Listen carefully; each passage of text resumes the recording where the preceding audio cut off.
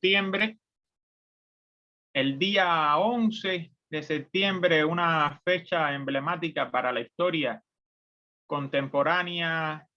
y continental de nuestra América. 11 de septiembre de 1973, golpe de Estado contra Salvador Allende. Y 11 de septiembre, la caída de las Torres Gemelas, que desgraciadamente los grandes medios de producción, la gran prensa internacional, ha hecho que se olvide prácticamente el 11 de septiembre de 1973, magnificando y dándole un justo valor, claro, a la caída de las Torres Gemelas, el atentado criminal del 11 de septiembre de 2001, pero los grandes medios de expresión capitalistas de los centros hegemónicos de poder silencian a la muerte del combatiente, del presidente Salvador Allende y la muerte de la constitución, del gobierno constitucional chileno. Pues ese mismo 11 de septiembre se cumple el segundo mes de las manifestaciones que estremecieron a Cuba el pasado 11 de julio. 2 meses después hay que preguntarse qué ha cambiado, cuál ha sido la postura del gobierno ante las manifestaciones y qué podrá suceder en lo adelante. Primero que nada hay que hacer una evaluación sobre la gestión del gobierno, la forma en que manejó los sucesos. Hay que empezar diciendo que tuvo un fuerte impacto en la esfera cultural. Muchos artistas de la música, de la plástica, de las artes escénicas se han pronunciado al respecto diciendo que se sienten dolidos ante los hechos, la forma en que se contuvo la manifestación, digamos, se reprimió la manifestación y esto es algo único. Por ejemplo, el compositor cubano Leo Brauer, el jazzista Chucho Valdés, han tenido posturas críticas, el hoy fallecido Alberto Álvarez, el mismo Silvio Rodríguez, y es que en el imaginario colectivo de la sociedad cubana se entiende a la revolución como una revolución humana, como un proceso humano, y lo es, y por tanto esa sociedad no estaba acostumbrada a ver a los policías enfrentando una manifestación y en este caso reprimiendo una manifestación. Los medios de prensa cubanos y otros medios de la izquierda internacional han comparado la gestión de la policía cubana con los de la colombiana y la chilena y claro, dicen no es igual la represión chilena y colombiana, no se puede comparar, dicen estos medios de prensa, los medios de prensa cubanos estatales y la prensa de izquierda internacional, amiga de Cuba, sino que, pero hay una gran diferencia y es que en esos países está normalizada la idea de la represión. La idea de la violencia, desgraciadamente, se ha instaurado en Colombia desde 1948 y como yo empecé diciendo en esta conferencia, en 1973 se impuso una dictadura militar en Chile donde las Fuerzas Armadas nunca han sido en realidad procesadas ni perdido la fuerza. Entonces es completamente diferente. Acordémonos incluso del nombre de la policía cubana, se llama Policía Nacional Revolucionaria. Y esto, como quiera que sea, la represión provocó poco más de 400 personas detenidas, de los cuales al menos más de 200 continúan en prisión, habiéndose procesado alrededor de 60 ciudadanos declarándosele culpables. Parte de los ciudadanos procesados se les ha juzgado por llamado a delinquir, por disturbios públicos, por alteración del orden público, por resistencia, por desacato a la autoridad. Y en estos casos son juicios sumarísimos, es decir, prácticamente sin mucho derecho a la defensa. Son juicios los cuales las sanciones, algunas personas han creído que son desmedidas, porque si bien esa sanción corresponde al delito que se le imputa, en realidad en algunas ocasiones el único hecho por el cual ha sido detenida en las personas ha sido estar en la manifestación. Simplemente hay que entender que estas protestas azotaron a Cuba desde el oriente hasta el occidente del país, de un extremo a otro. Son completamente novedosas, son atípicas, es algo a lo cual no está acostumbrado el gobierno ni la sociedad cubana,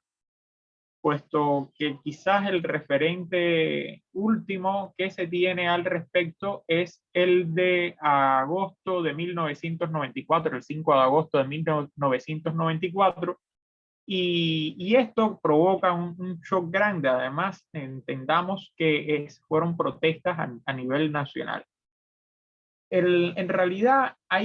no se ha podido hacer gran cosa respecto a las demandas que exigían los manifestantes. Y es que los manifestantes lo que pedían en realidad era medicamentos y alimentos. Y sucede que Cuba está presentando una crisis económica bestial, quizás no la mayor crisis económica en 30 años. Recordemos que el Producto Interno Bruto en 1992 cayó al menos 11% tras la disolución de la Unión Soviética, y en Cuba el año pasado, en 2020, la caída fue la misma, a menos 11%. Había una fuerte devaluación del peso cubano, enormes filas para comprar alimentos elementales, básicos, quiero decir, y productos de aseo. Estamos en una situación, además, de crisis del sistema de salud. Los hospitales están en crisis porque se han sobresaturado con casos de coronavirus. Es prácticamente la misma situación que generó las protestas del 11 de julio. Los únicos cambios que ha podido hacer el gobierno, porque no tiene de otra, el gobierno no puede dar la comida que no tiene, no puede dar los medicamentos que no tienen. Quizá lo que sí se puede hacer, y es lo que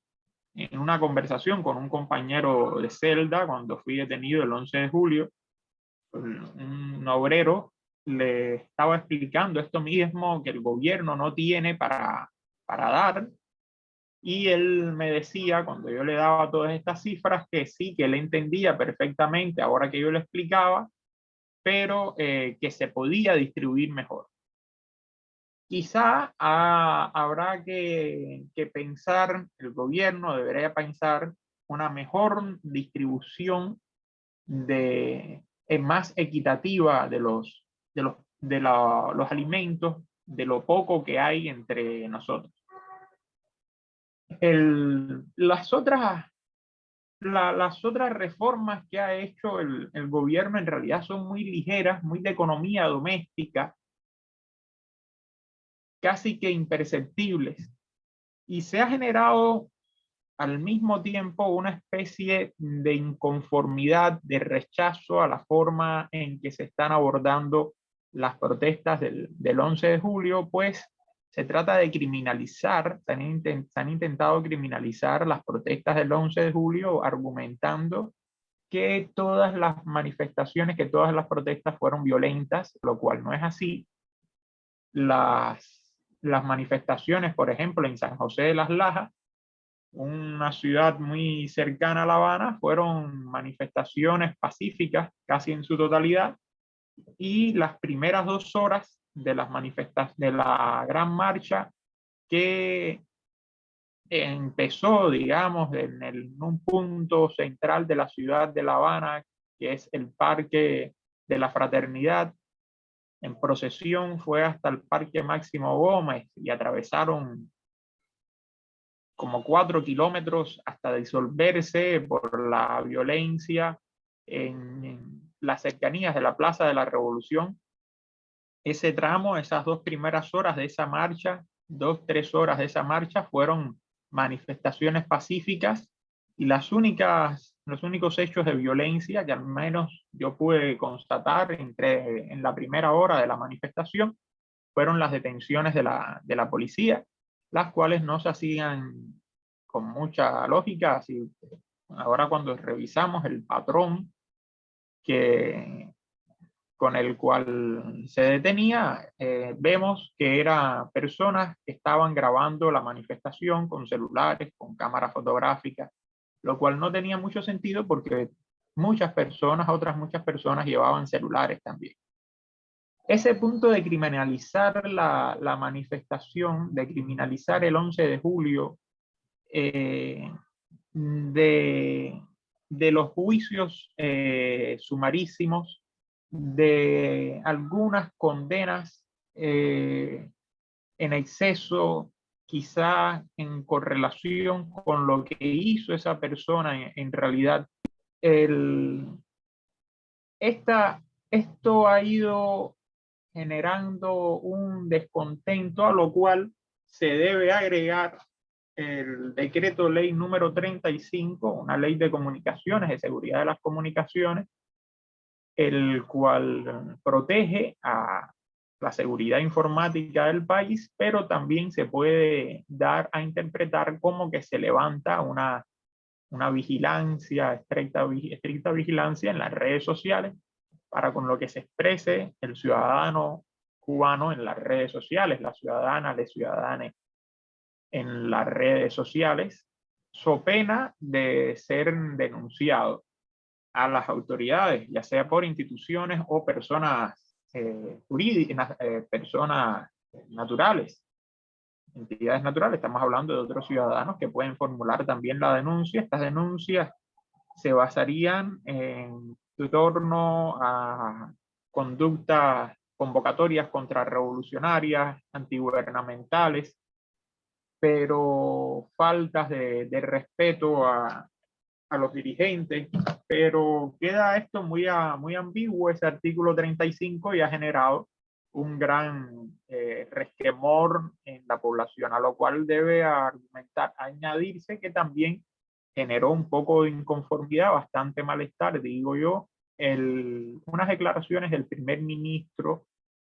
haciendo unas críticas fuertes a los médicos, al personal médico, cuando se está viviendo una batalla y una situación tensa en la cuestión pandémica, cuando estamos reportando entre 800 y 900 casos diarios y entre 80 y 90 defunciones diarias a raíz del coronavirus. Esto es algo que todavía tiene muy choqueado a la sociedad cubana, ya que el desborde, esta ola de coronavirus, ha provocado que el gobierno no tenga capacidad para recepcionar a todas las personas contagiadas con el coronavirus, y muchas se están quedando en la casa, los están dejando en la casa si es que no presenta síntomas graves. Esto es algo que impacta porque hay, digamos, una especie de pacto tácito entre la sociedad cubana, el pueblo cubano y el gobierno, debido en respecto a lo que es la salud, la seguridad a la salud. Es uno de los principales pilares de la revolución cubana. Y de pronto la ciudadanía cubana ve que no tiene la seguridad plena, seguridad total de la protección del sistema de salud público, pues debido a que los hospitales rebasaron su capacidad, tienen que quedarse en la casa a no ser que presenten síntomas graves. Esto impacta muy negativamente en el imaginario colectivo de la sociedad cubana, pues, y más cuando se tiene en comparación con los primeros meses y a inicios incluso de este 2021, cuando el gobierno tenía un estricto control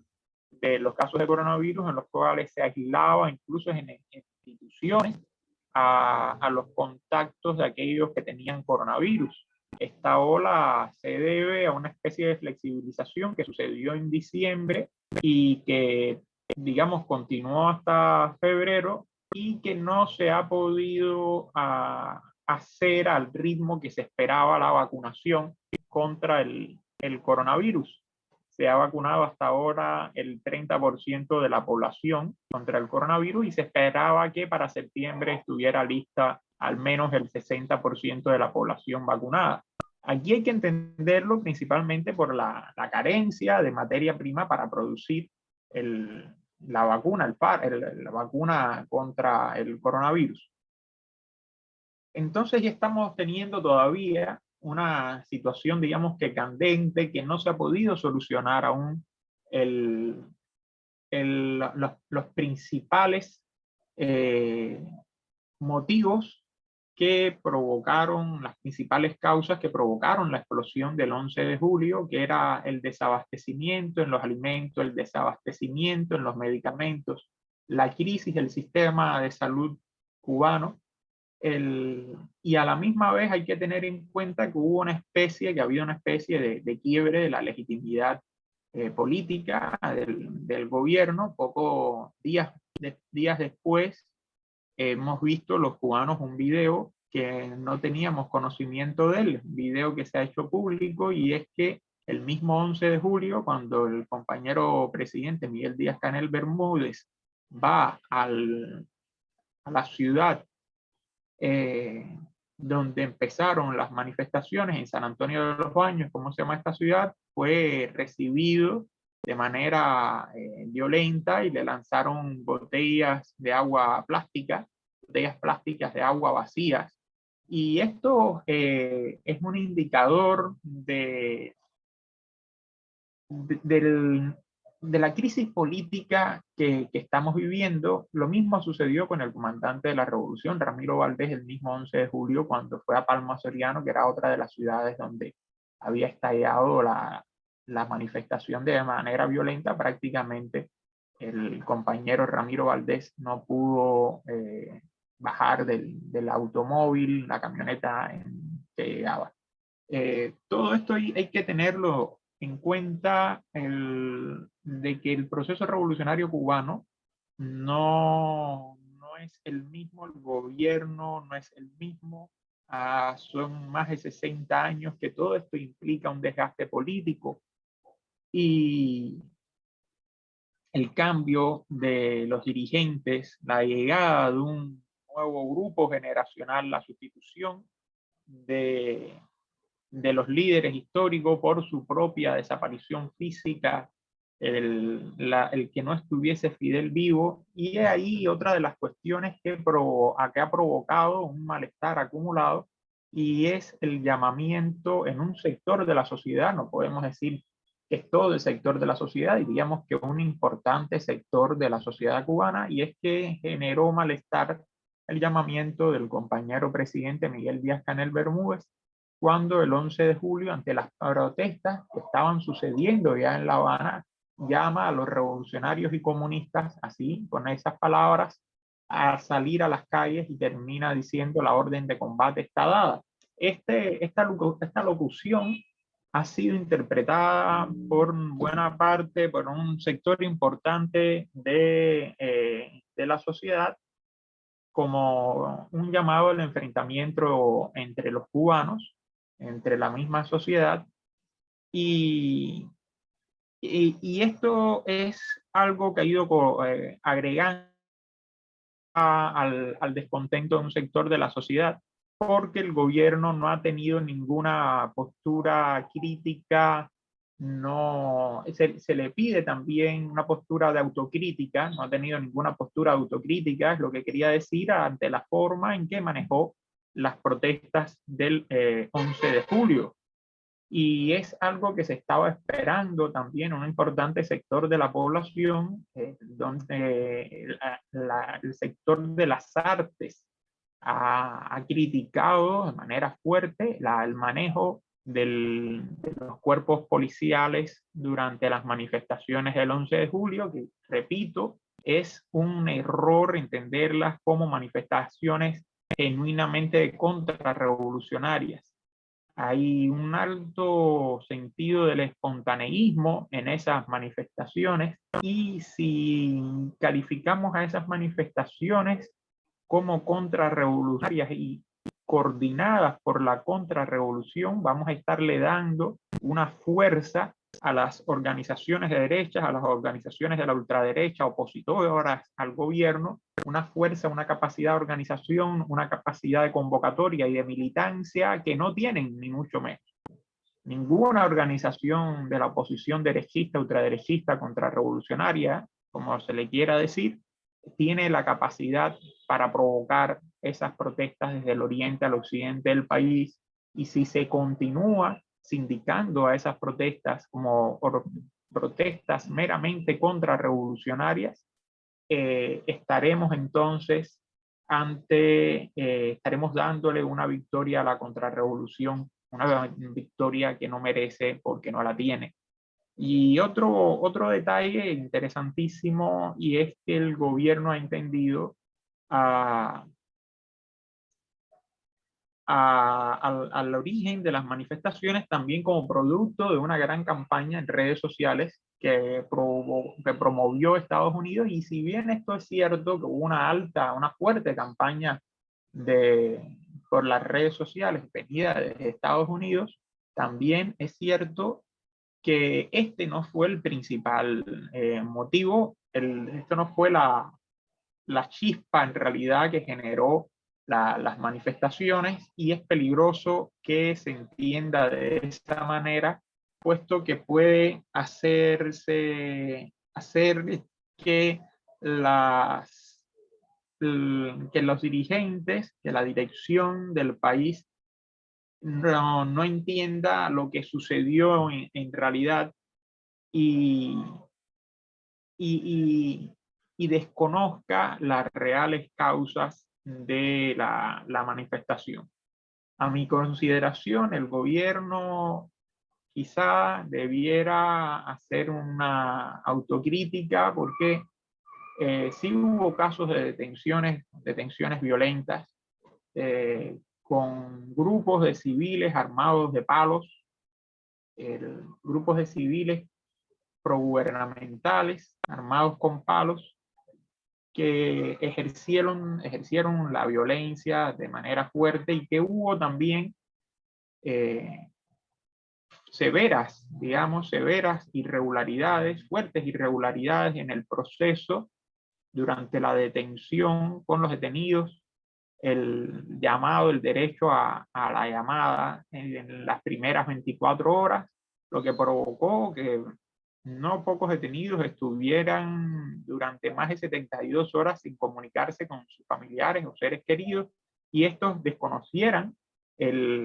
su paradero.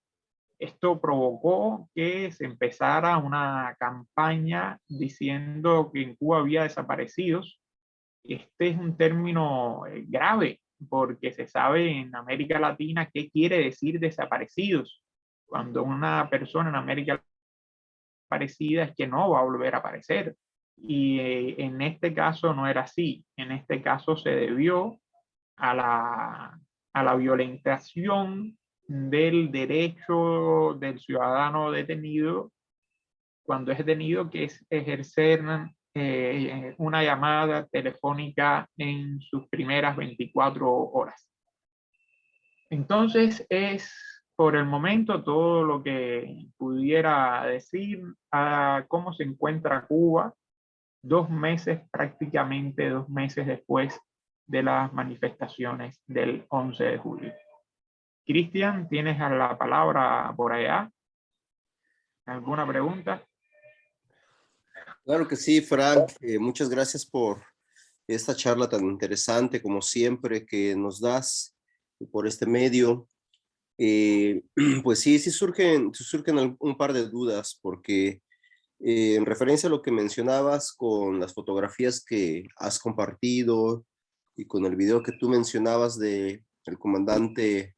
Ramiro Valdés, nos queda, yo no tengo, bueno, no he visto las imágenes del presidente cubano, Díaz Canel, por lo que mencionas en cuanto al recibimiento que lo esperó ahora sí, con botellas de plástico. No, no he visto esos videos, pero me parece preocupante, especialmente porque este tipo de expresiones, como tú bien dices, manifiestan una inconformidad latente que perdura y que si no se resuelve puede generar conflictos posteriores que pudieran tener quizás otro fin, otro resultado. Yo no sé qué tan, esa es la pregunta que te quería hacer, qué tan organizada está, digamos, los sectores intelectuales, los sectores populares, que a pesar de la crisis económica que acabas tú de señalar y a pesar de la crisis sanitaria que se está viviendo por allá, todavía, digamos, alcanzan a visualizar que la revolución cubana que todavía se sigue llevando en la isla, pues es un proceso bastante complejo, especialmente por el bloqueo económico que existe, que evidentemente tiene repercusiones en la crisis económica, en la crisis sanitaria, en la crisis social que tú estás mencionando. Y me queda, digamos, ese interrogante de saber si si a pesar de la inacción de la burocracia que tú mencionabas del gobierno, de esa autocrítica que no existe, hay sectores de intelectuales, sectores de la población que están tratando de organizar o están tratando de hacerle llegar al gobierno contundentemente un señalamiento para que efectivamente se puedan resarcir estas inconformidades, porque si se deja así, puede ir creciendo. Tú bien, yo me acuerdo bien la imagen que mandaste, el video que me pudiste mandar y del comandante Valdés. Ramiro Valdés sale de su camioneta, trata de hablar con los manifestantes y prácticamente no se le escucha. Y bueno, me pareció una imagen bastante fuerte porque siendo un comandante de la revolución y evidentemente histórico, la población joven quizás ya no alcance a reconocer a determinados personajes, quizás ya no tengan, digamos, esta idea tan compleja de lo que es el proceso revolucionario en Cuba, quizás ha perdido no tan solo el espíritu revolucionario, sino también el análisis de la situación, que es importante entender, porque cuando se entiende, y bueno, tú en los cursos que nos has dado, que nos has relatado y nos has enseñado el proceso complejo que se ha llevado a cabo en Cuba, y justamente nos da elementos para ver que la complejidad de la situación es bastante eh, profunda. Y sin embargo, uno se pregunta acerca del pueblo, ¿no? Esos sectores del pueblo que quizás pudieran no darle espacio a la derecha para que pueda seguirse fortaleciendo con esos escenarios que existen, el escenario de crisis económica, de crisis sanitaria, de crisis social. Es decir, que haya un polo del sector o un grupo de la población que a pesar del gobierno sí esté trabajando en apuntalar otro tipo de narrativa, otro tipo de análisis, otro tipo de organización, porque si no se hace, pues evidentemente la derecha puede utilizar el descontento social pues para aglutinar fuerzas que tú bien dices todavía no existen, pero pueden ser puede ser el germen o el potencial de que pueda existir en algún momento. ¿Cómo ves tú eso, Frank? Cristian, excelente reflexión tuya. Siempre es válido, es muy necesario, más que válido, tener un intercambio de retroalimentación con las izquierdas internacionales y así poder entender determinados aspectos, determinadas preguntas, y esto genera análisis que nos hacemos los propios cubanos. Voy a responder de manera global, no estas dos preguntas por separado, sino de manera global en conjunto. Quisiera destacar que el gobierno ha intentado tener espacios de diálogo y de contacto con los barrios altamente vulnerables, económicamente vulnerables, con desprotección social, que fue una de las explosiones, de las manifestaciones, incluso las violentas, estallaron en esos barrios obreros, esos barrios que habían sufrido desatención durante años, una desatención que se fue acumulando, y el gobierno ha ido visitando con representantes, incluso al más alto nivel,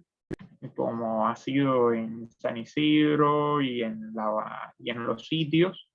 a donde asistió el compañero presidente Miguel Díaz-Canel Bermúdez, y en un barrio que fue muy polémico porque la explosión social incluso asaltó a la estación de policía, en la comisaría, creo que dirían en México, y bueno, se personaron dirigentes de cubanos de la dirección del país a tratar de establecer un diálogo, y se han tomado mejoras en estos lugares, lo que resulta entonces paradójico, y es que ahí es donde falla el análisis orgánico, diríamos, de la dirección del país, quizás por el propio proceso de degeneración del cual hablaba Trotsky, de la burocracia, y es que estos barrios en los cuales estallaron las protestas han mejorado los servicios, se han mejorado la atención, principalmente en el barrio de La Guinera, que es donde se desarrolló esto que decía de los asaltos a la comisaría.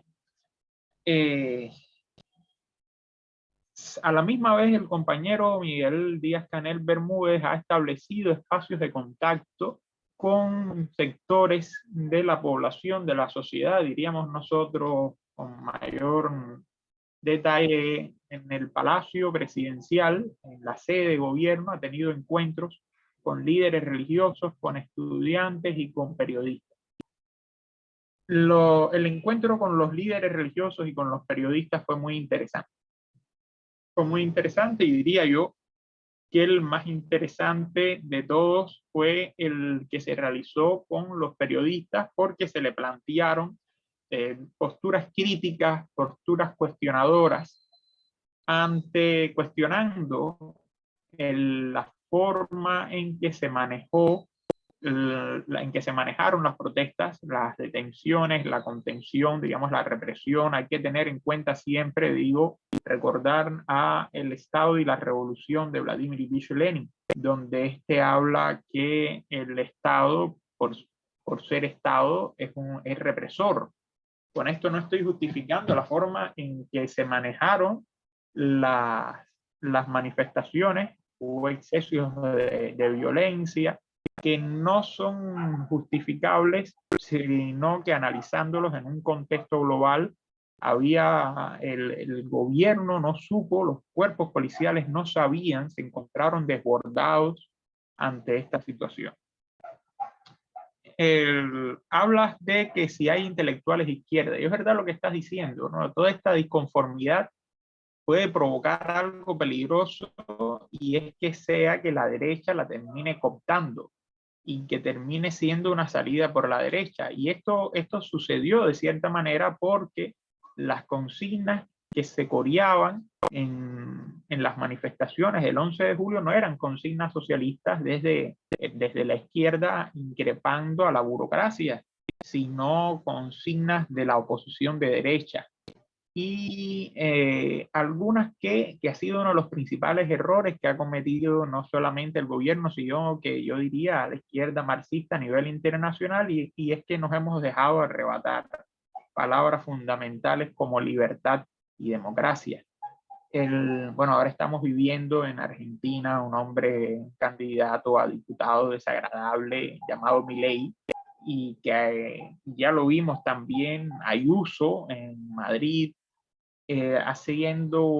uso del empleo de la palabra libertad en contraposición con la palabra socialismo, explotando los no digamos ya horrores, sino los horrores de Stalin y del stalinismo. Y estas fueron una de las también consignas que apareció en las manifestaciones, era libertad, democracia,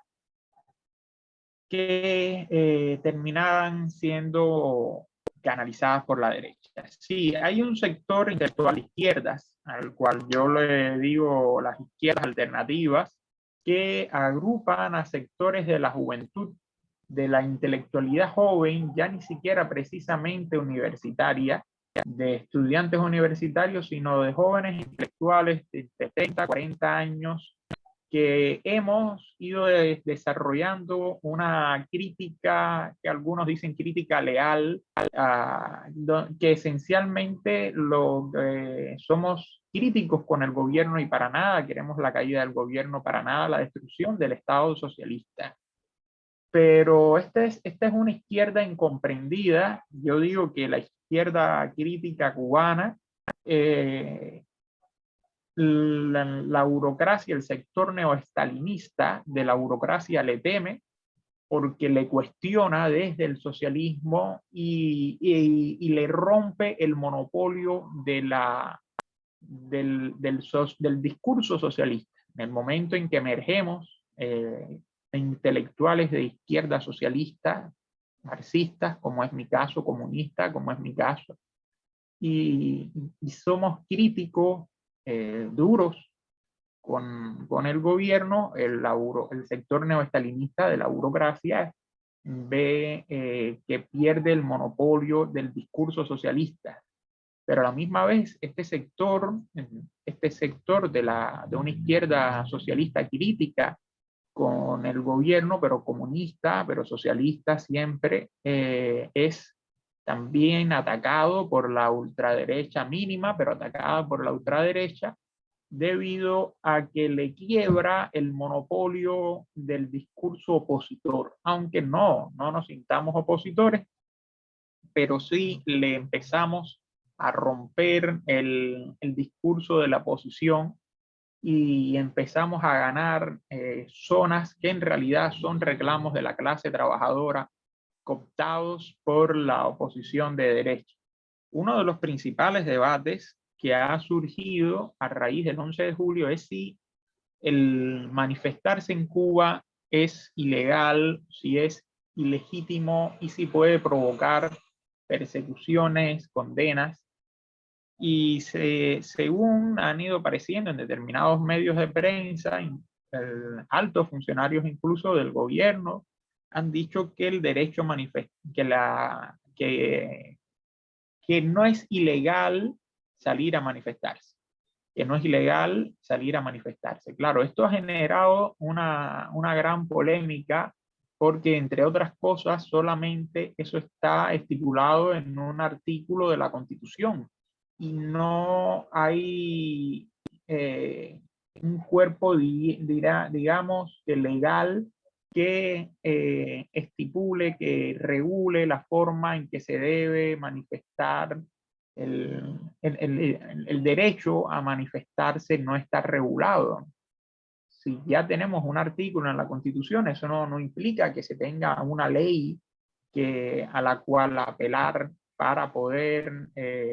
ejercer el derecho a la manifestación, ¿no? Si ahora mismo un grupo, lo decía ayer en mi cuenta en Twitter,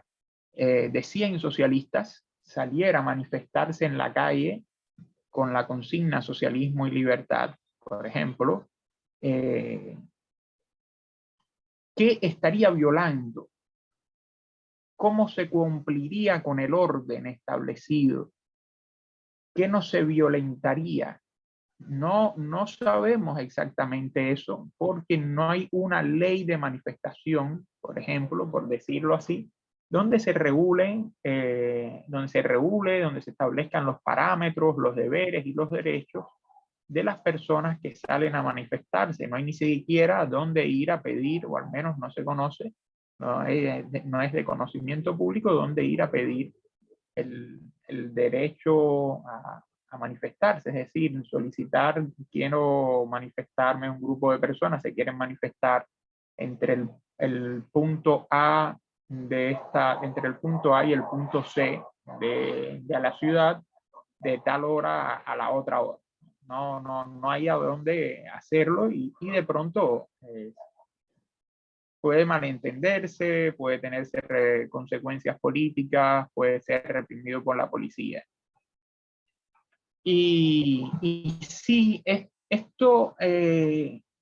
esta forma prácticamente que terminaron las manifestaciones, prácticamente monopolizadas por la derecha en el discurso de la oposición de derecha, es algo muy preocupante. Y a raíz de todo este proceso, se está llamando cada vez más a un proceso de unificación de la izquierda alternativa para evitar que se canalice el descontento por la derecha, para que no suceda un Maidán, haciéndonos referencia a Ucrania, y aunque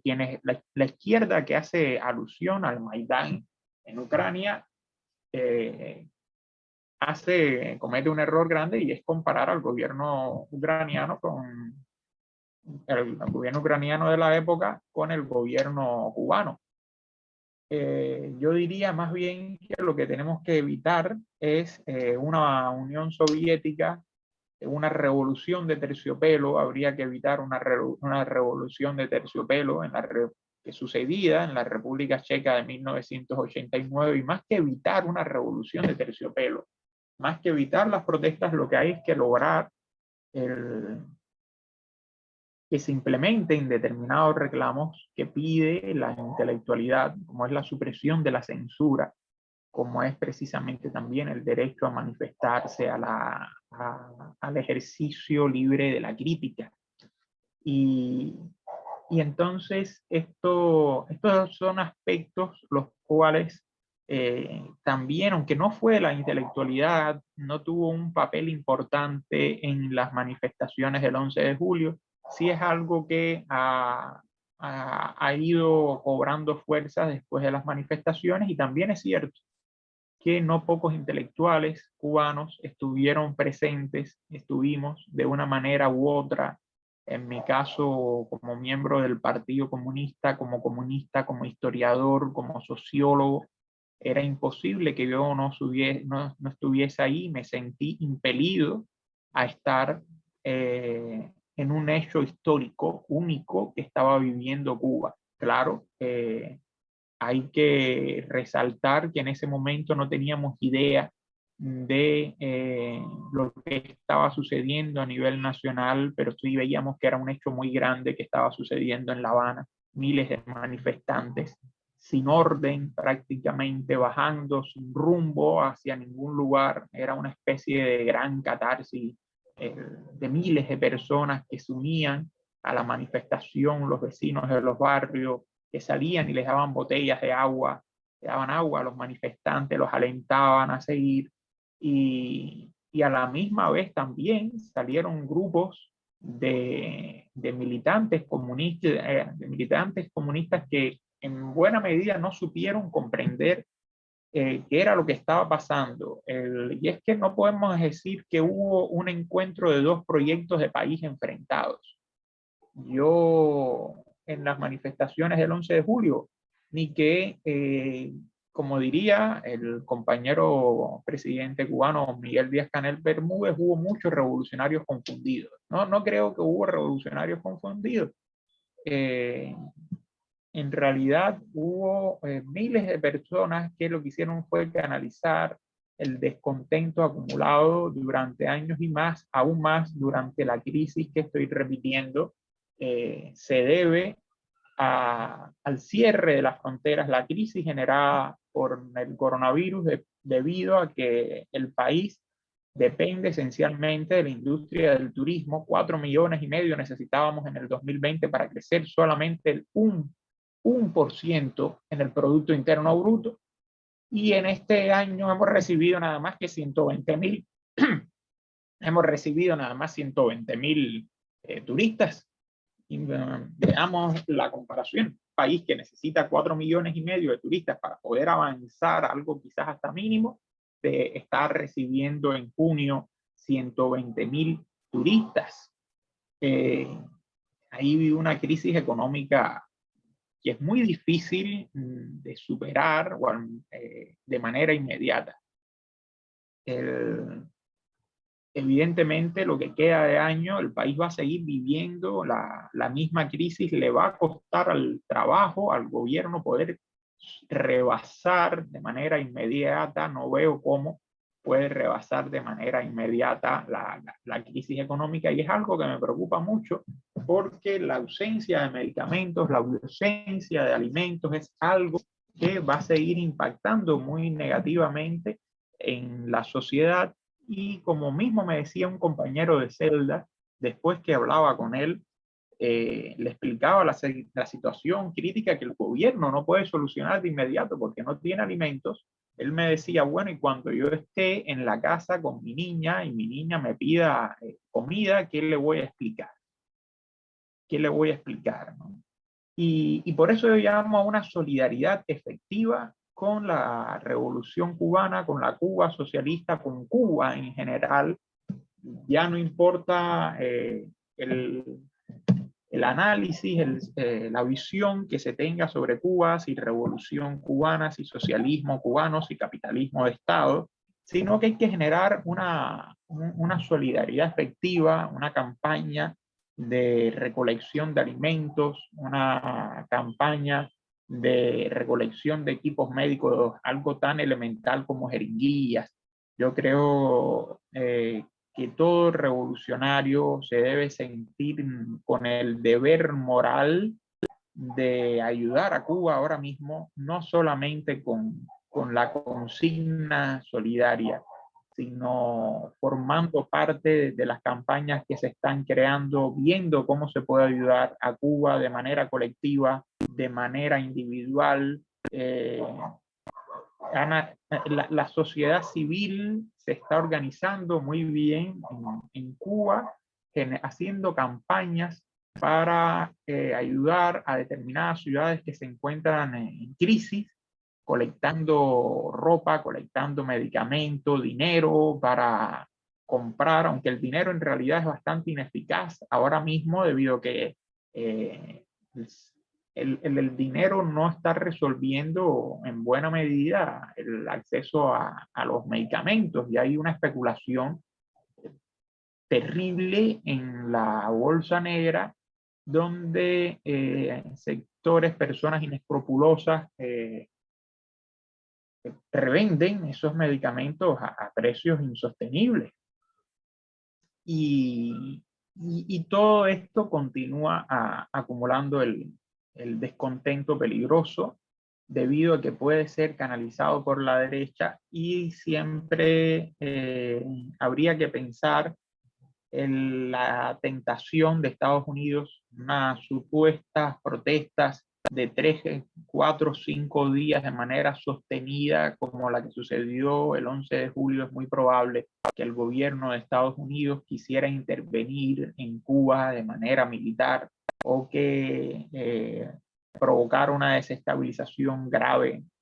Lo peor que pudiera suceder en la Cuba es la caída del gobierno. Serían al menos 2, 3 años de desestabilización, de políticas de choque económica, como sucedió ya en Polonia, como sucedió en toda la Europa del Este, cuando se desplomó el proyecto de bienestar social que se estaba construyendo. más allá de todos los errores y horrores cometidos, la llegada del capitalismo de mercado, hablando con los términos de los camaradas clifistas que hablan de que en la Unión Soviética y en la Europa del Este había capitalismo de Estado. Ellos aducen que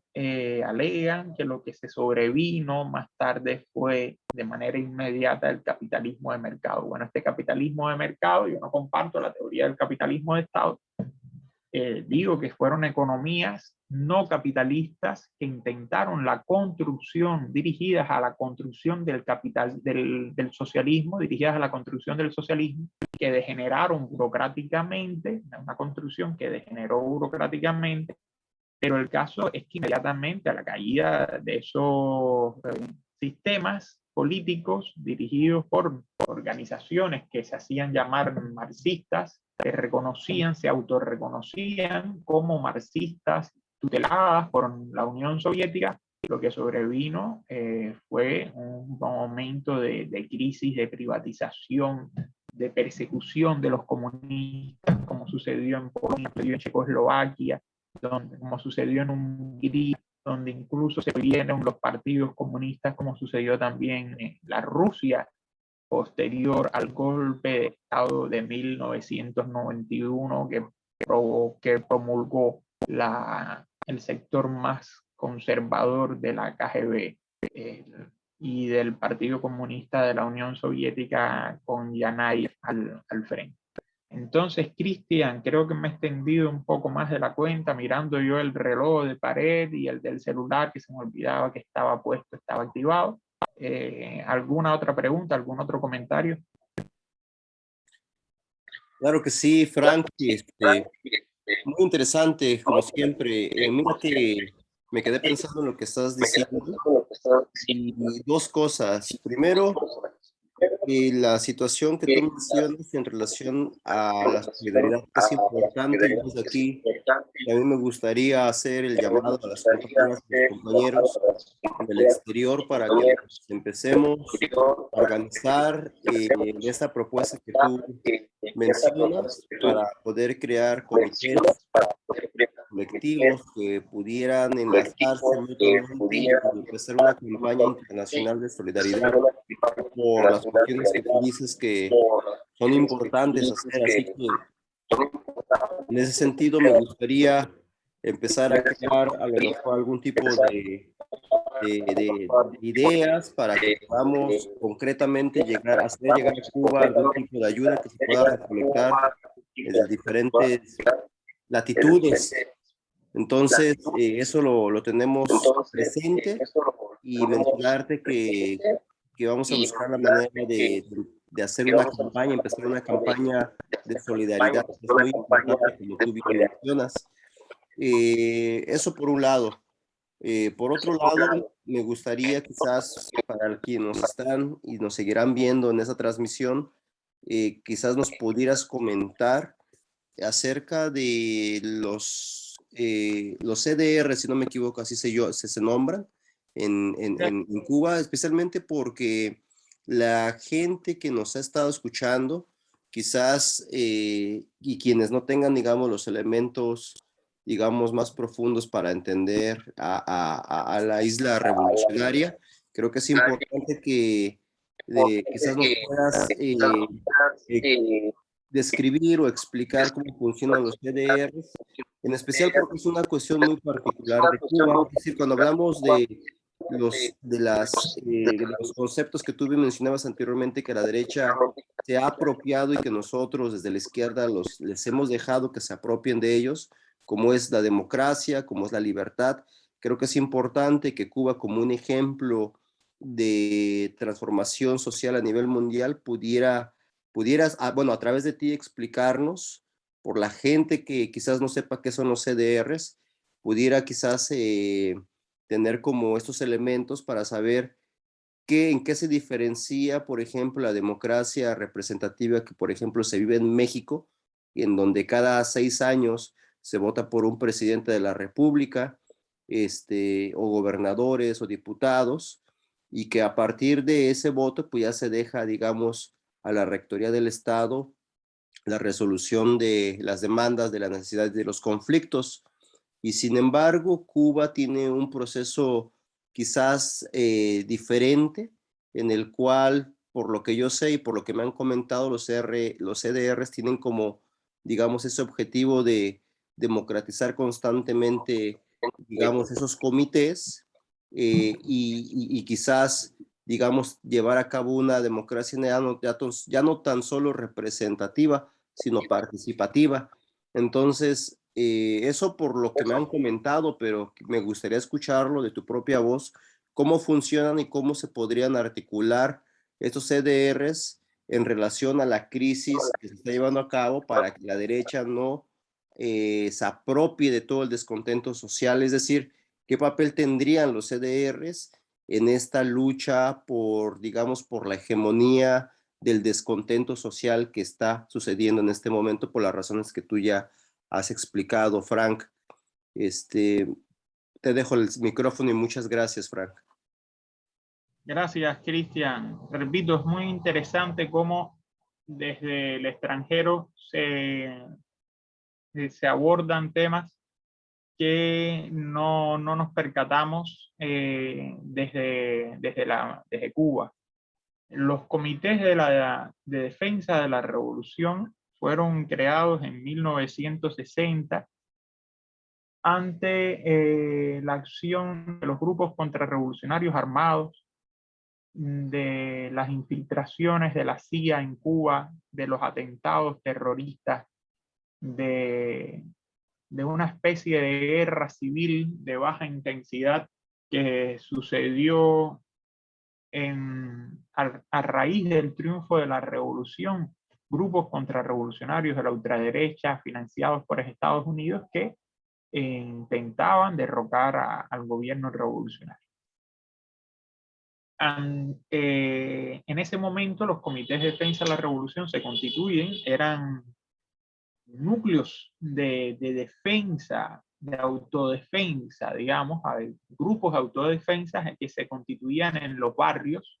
en las cuadras. No sé si me queda claro, si logro explicar qué es una cuadra en Cuba. No sé si es el mismo sentido que hay en México o en otros países. Digamos que es la calle A entre calle B y calle C, ese fragmento de calle se llama cuadra en Cuba, y en cada cuadra se fueron constituyendo los comités de defensa de la revolución que tenían como objetivo el primario y objetivo básico defender a la revolución desde con guardias, hacían guardias armadas, protegían los centros laborales, protegían en todo sentido los almacenes, las escuelas, hacían vigilancias nocturnas para evitar los sabotajes. Posteriormente, cuando ya se rebasa esta crisis, al menos no digamos ya crisis, pero sí el saboteo, el sabotaje, los ataques armados, el terrorismo, cuando va desapareciendo, los comités de defensa de la revolución supieron adaptarse a las circunstancias y funcionan hoy como una especie, digamos, de asociación de la sociedad cubana, donde se dedica además de la protección de la cuadra, la vigilancia contra el bandidaje, contra los robos, la compilación de materiales de reciclaje, proyectos de participación de masas, atención a las masas. Pero sin embargo es triste decir, mi familia fue fundadora de los comités de defensa de la revolución. Digamos que los comités de defensa de la revolución, no digamos que mayoritariamente, pero hay un sector muy importante que no funciona, que se ha paralizado, se ha burocratizado y él ha perdido en muchos barrios ni siquiera se hacen las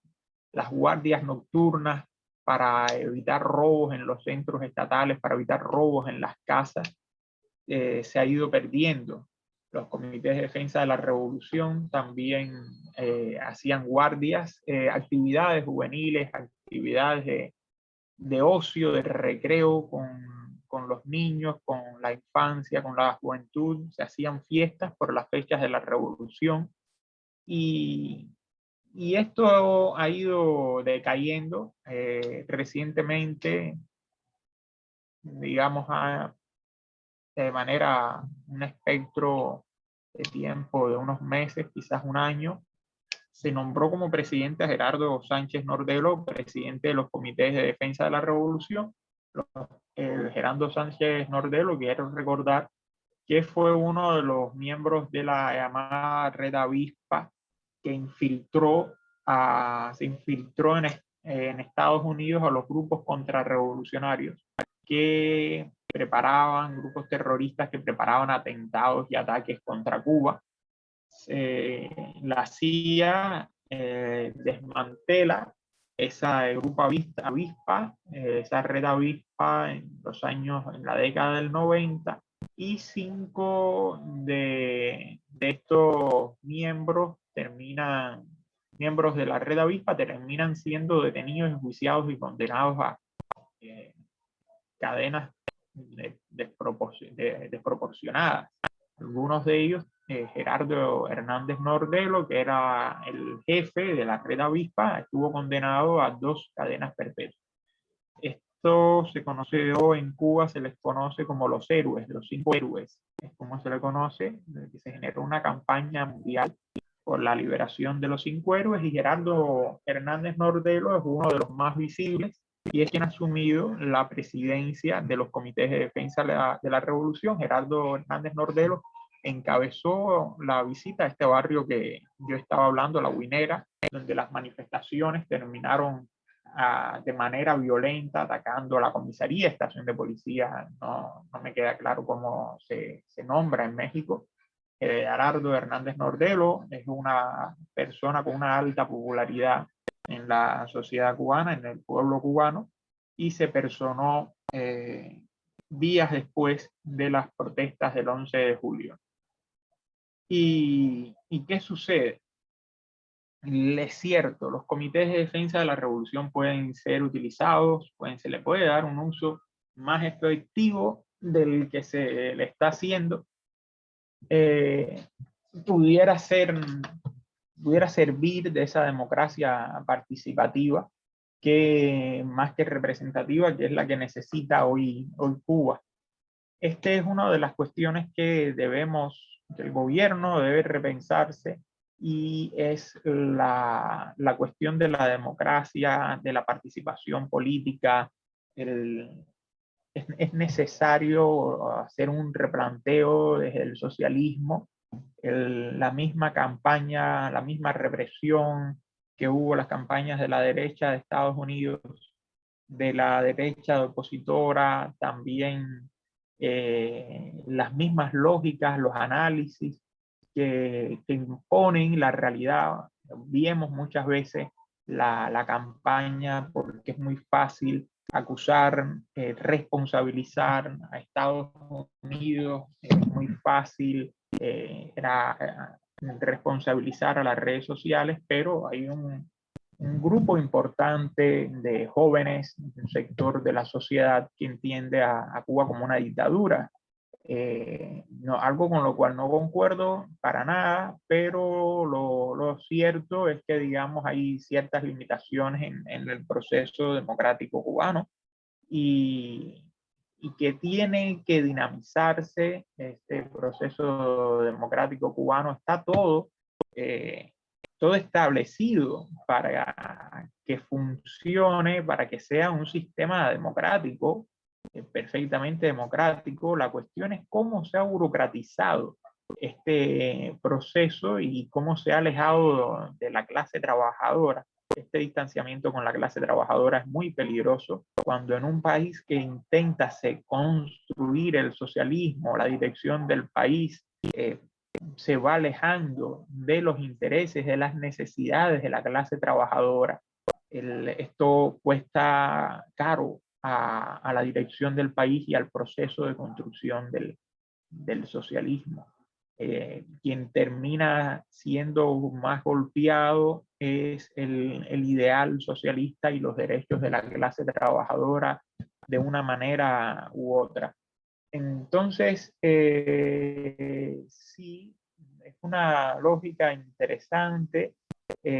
Claro, hay otra forma de cómo funciona el sistema democrático cubano en primera instancia. Bueno, se escoge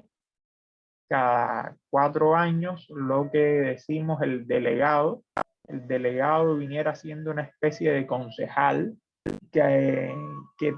que trabaja directamente con las necesidades de la clase trabajadora. Y aquí hay un detalle importantísimo, y es que estos concejales, por decirle de cierta manera, y los alcaldes y gobernadores,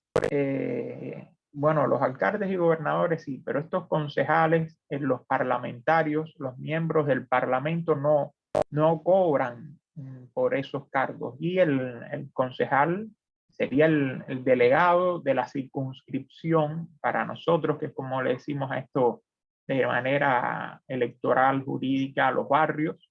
Esos delegados de esas circunscripciones, esos concejales, no cobran ni un centavo, no tienen prebendas ninguna, y solamente es la dedicación a la sociedad, a las necesidades de la sociedad, del barrio. Eso es los